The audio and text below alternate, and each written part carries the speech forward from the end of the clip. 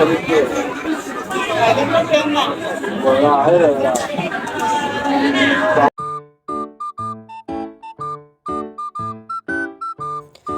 guys, amazing day. So yun guys, pinuntahan ko nga pala yung isang malaking night market dito sa Taiwan. First time ko tong nakapunta sa ganito kalaking night market. Sobrang laki eh. Parang inoccupy nila yung isang barangay yata. Siguro mga 3 street ito guys. Ang haba nung night market dito. Magsasawa ka sa mga bibilin or kakainin mo. Sa sobrang dami, di mo alam kung saan kakakain. Ayan, ganito yung night market dito. Ang daming mga street foods. Iba't ibang street foods pero wag ka. Masarap yung mga yan. Tsaka hindi mahal guys. So yun. Ang laki kasi nung night market na to. So first time ko talaga ditong nakapunta. Kaya yun, igagala ko kayo dito sa night market. Ang laki. So hapon pa lang yan guys ha. Tapos hanggang gabi. Sobrang haba niyan guys. Daming tao, sobrang daming tao pero kaya naman dito guys no, sobrang disiplina talaga ng mga tao dito sa Taiwan. 2 linya yan, isang papunta doon tapos dito sa kabilang side ay pabalik. So nakita mo guys, so wala kang makikitang nakikipagsiksikan diyan palabas o pabalik, o di ba?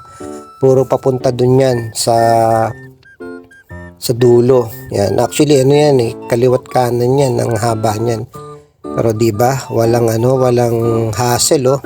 Tuloy-tuloy lang yung yung daloy ng tao. Kasi syempre, walang mga pasaway oh, 'di ba guys?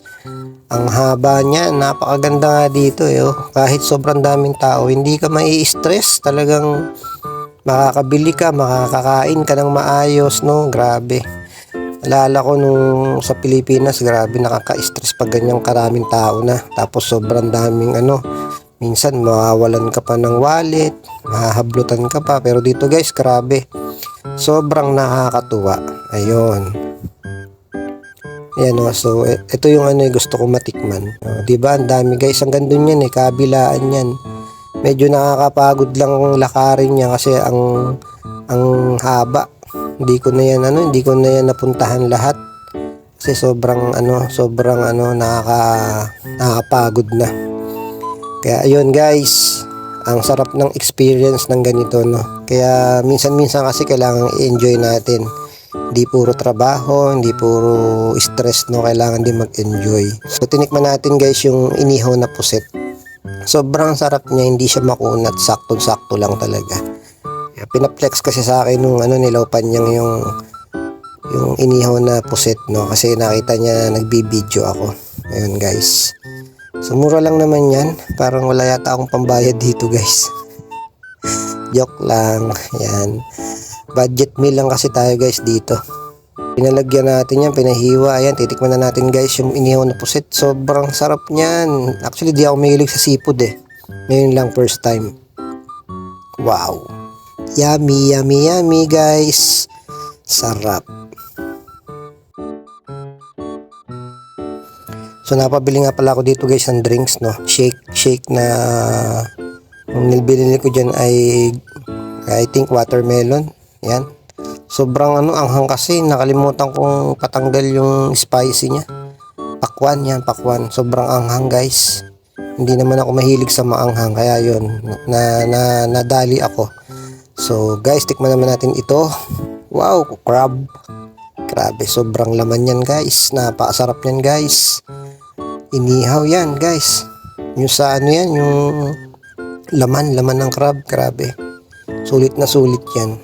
Hindi kasi ako masyado mahilig sa seafood, pero pag ganitong nasa night market ka, ito talaga yung mga the best na kinakain dito. Tikman natin guys. Wow, grabe, sarap.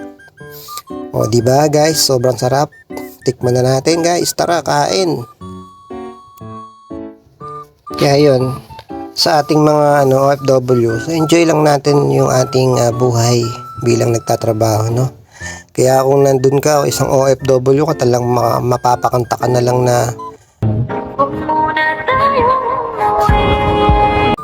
so kaya yun, masarap lang din guys no, kahit na puro trabaho ka, may time na nag-i-enjoy ka din sa buhay natin no? So okay lang 'yun.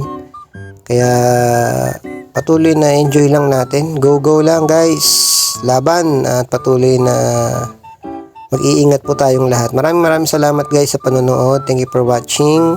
At salamat sa mga suporta ninyo. Mag-iingat po tayong lahat at patuloy na laging tandaan, be positive always. At patuloy na laban lang sa buhay natin. Thank you guys. God bless you all.